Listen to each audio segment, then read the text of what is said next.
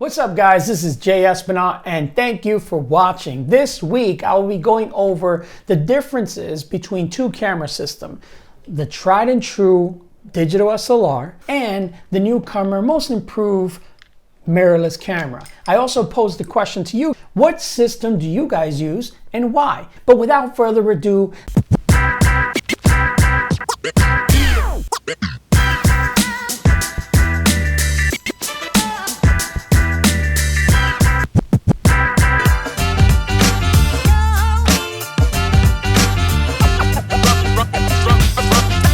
so I'll start out with the digital SLR. Now a digital SLR stands for digital, obviously, single reflex. And the way digital SLR works is that the camera inside has a prism right up here. And what happens is that light enters the camera lens, hits that mirror assembly, and shoots up 90 degrees up to the viewfinder so that your eye can take in the scene. And your eye is perfectly aligned with your scene. This system was invented by a gentleman called Thomas Sutton. Sutton.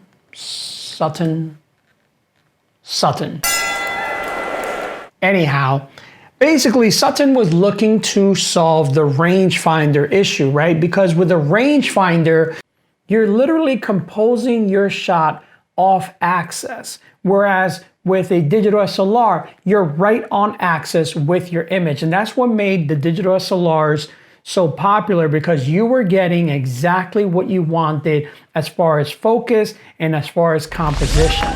Now, digital SLRs, because of the assembly up here, it makes for a beefier camera, which allows to have a much larger battery, therefore having more shots for your day. Now, inherently, again, because of the design of the digital SLR, when I take this lens off here, what you will notice is that in the center, there is a mirror assembly. The sensor is not exposed. So therefore, if you're changing a lens in the field, you have a little bit more protection. So that's a plus of the digital SLR. The optical viewfinder is literally a reflection of what the lens sees. It is lined up with the viewfinder, and what you're seeing is optical. It's not electronic, so therefore your image that you're seeing is a representation of the scene without any processing. It's not affected by your shutter speed, your ISO, any of the settings of the exposure triangle. By the way, if you want to see that video, check the link up here somehow, somewhere up there. I don't know, I can never get it straight.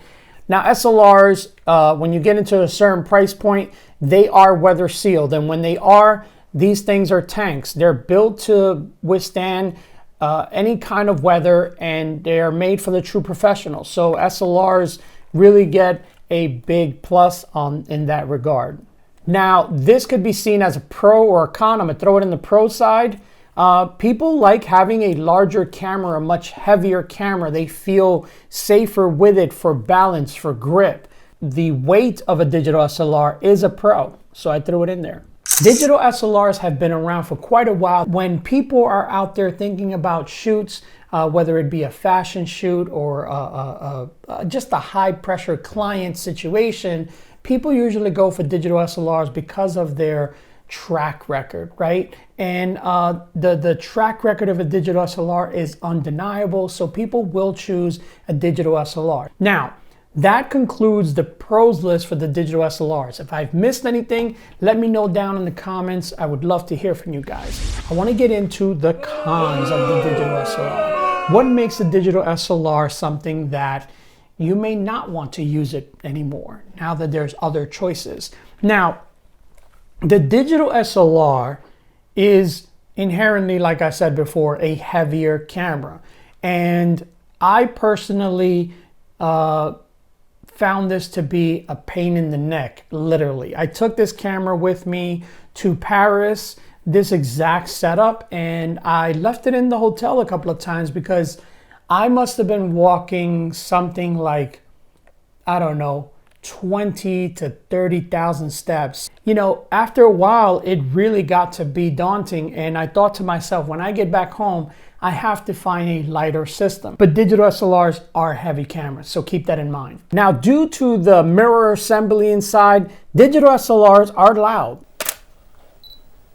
Now, this next feature, you will know it from the pros, the optical viewfinder, right? But I also put it in the cons because it's a consideration in both. Hear me out here. Because there's a mirror flipping up and down inside the camera, when you get into a tight spot and you want to lower, say, your shutter speed to get a little bit extra light in there, you may have some trouble and you may need a tripod in those situations with the digital SLR because there's literally a mirror in there flipping and vibrating and shaking everything. So keep that in mind. Now, the last one that I have for the cons of the digital SLR is that it's a slow system. When you consider the fact that, again, there is a mirror flipping in there. There is a physical mechanism in there that actually has to move out of the way to allow the picture to be taken. By definition, a slower system. I'm just giving you the facts. I'm giving you my personal opinion on how I see the system, how I've worked with the system. You can't allow a camera system or any tool for that matter to blind you completely. You should be able to tell the pros and the cons, and that's what this video is for. So now I'm going to be going over the mirrorless system, and as the name gives away, there is no mirror in here. There's also no prism, so the light and the scene comes in through the lens and hits the sensor directly, all electronically, and processes your image, which makes this camera smaller. As you can see, it's thinner. It also makes it quieter and it makes it quicker. So that's like a trifecta of pros for the mirrorless system. Now, the mirrorless camera is inherently smaller, right? For all the things that I mentioned. And that lends itself very well for, you know, very quick, nimble shooting and also for traveling. So it gets out of my way and it's so quick, and I just absolutely am very impressed with the portability of the mirrorless cameras. Now, the other thing that I want to mention about the mirrorless camera that I am so excited about and have always been excited about is that I have old lenses. I have old vintage lenses that I can use on this camera. I mean, the possibilities are infinite, and I think that that is a huge plus of the mirrorless system. Let's move on. It's electronic viewfinder. So when you place your eye up to the viewfinder, what you're getting is a readout, an electronic readout of your scene. It is the scene with processing, whereas the digital SLR was the scene without processing. What do I mean by this? All of your choices that you're making as far as f-stop, shutter speed, and ISO are being reflected in this electronic readout of your scene. So I don't have to really disconnect from the choices I'm making and chimp. The electronic viewfinder makes it so easy and also makes it that much more enjoyable. Now, the last thing I want to mention about mirrorless cameras is that because there is no mirror in there literally flipping up and vibrating all the insides, is that I can shoot with a much lower shutter speed on this. If I'm in a dark situation and I'm trying to get more light into my sensor, I can actually dig deep and go down on my shutter speed to bring in more light into the scene. I'm able to get the shot, which with the digital SLR, I would not be able to go that low on the shutter speed because of, you know, the flipping of the mirror. Let me tell you about the cons of this system, right? So this system is smaller inherently, and because of the small form factor, you have a tiny little battery. And I find myself carrying as many as 6 batteries sometimes so that I am not out there and get caught out there without a battery and the battery dies. But for me, it's a trade-off that I'm willing to do because this camera is so portable. Now, when you get into the bigger body A cameras, specifically talking about Sony, because I'm a Sony shooter, those cameras now have a beefier battery that extends the life of the camera. Now, the other thing with the mirrorless cameras, like the name gives away, when I take this lens off, take a look at that.